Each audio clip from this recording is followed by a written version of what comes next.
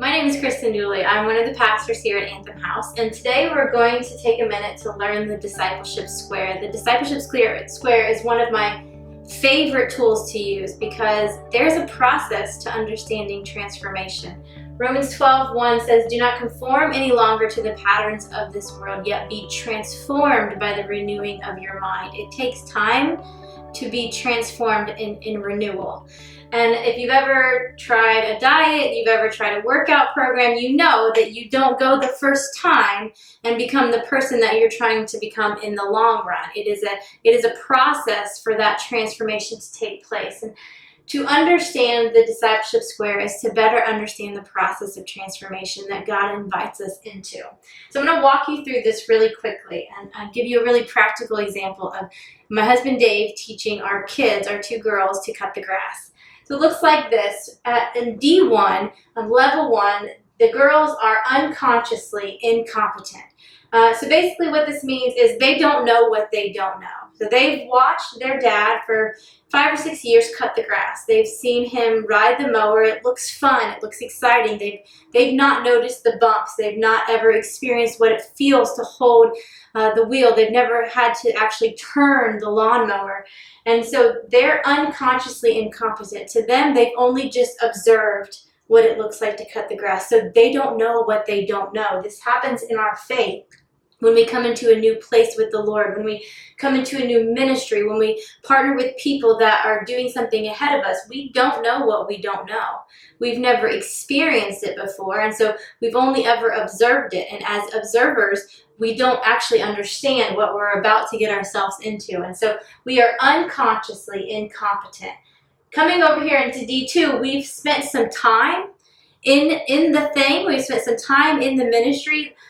Ella, my oldest, at this place has actually maybe walked beside Dave as he was on the mower, or even stood on top of the little platform that they ride, and maybe even his hands were on top of hers as they turn and guided around. And so she begins to become consciously incompetent.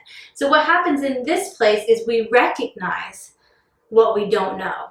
So we know that, oh my gosh, there's a little more to this than I thought. This is like day 6 of the diet, January 6th, after we've gotten into a week. And we've recognized, oh, maybe I don't have what it takes to do what I thought I was going to do. This is going to be harder than I thought it would be. And so often in D2, we recognize there's a gap between what we know and what we need to know, or what skill or competency we have and what skill or competency we need to have to do the task in front of us, to be the person we're trying to be. And so in D2 is something happens with the disciples. Basically it's called the pit. We'll write the pit right here. So maybe in scripture when Jesus sends the disciples out, and they encounter a demon that they can't drive out of a person, they bring that person back to Jesus. And what's happened here is they recognize, they're conscious of their incompetency. They're recognizing, whoa, like what's happening right now, and why are we lacking what seems to be necessary to do what's right in front of us. And when you recognize our lack in anything, we tend to struggle a little bit because we realize it's going to be harder and it's going to take more work. It's going to take more surrender to get through it. When disciples enter into the pit, they need 3 things. They need time, vision, and grace.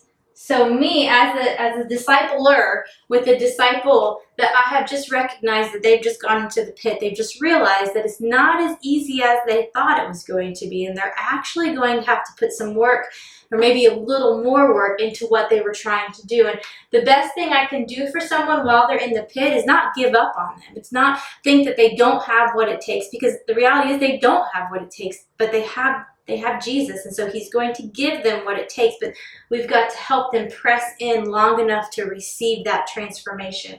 They need our time.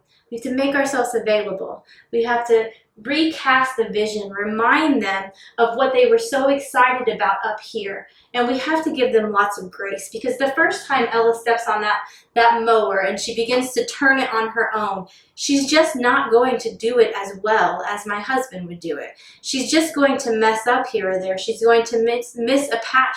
And so she just is going to need some grace, because she's a learner and she's going to get it wrong in order to ultimately get it right.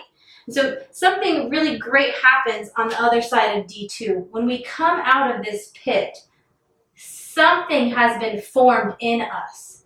What we've gained in this place where we have had this hard work of forming inside of us is competency. In D3, we have a growing competency. And so this becomes to be, rather than I know what I don't know, we actually begin to know what we know. We begin to understand. We begin to be able to reproduce it. At this place, Ella is actually the one in control of the mower. And if Dave is still on it with her, then his hands are really off and she's doing the work. He's just there to help her on the hard parts, to make sure she understands fully what she's doing. Sometimes if it's a walking mower, he's walking right beside her. He's still guiding her. He's still talking to her. He's still teaching her. And if she gets into a pinch, he's right there, right beside her, helping her. We see this with Jesus all the time, where he says to the disciples, you feed them. You give them something to eat. And they're freaked out because they don't have what they need in order to feed the crowd in front of them. And Jesus pushes them just a little bit further, but he still keeps his hands off. He gives the responsibility to the disciples so they can grow in their competency. Coming out of D3, we actually become competent at the task. In this place, Ella is the grass cutter. And if we're doing it right, Ella is the grass cutter and Adeline, my younger one, is in front of her learning from her sister. This person over here begins to reproduce the task, the skill, the character, the competency, whatever it is. They begin to now reproduce it into someone else. And it just keeps going like this. In this place, Dave sits on the back deck and he watches them cut the grass. He watches Ella teach Addie while she's doing what she's competent and capable of doing. And Dave becomes a coach to Ella. Here's how you need to show her to do this. Here's how you need to encourage her with that. Here's what's going to happen. She's going to struggle here. Remember when you struggled there? Okay, now you go over there and help her.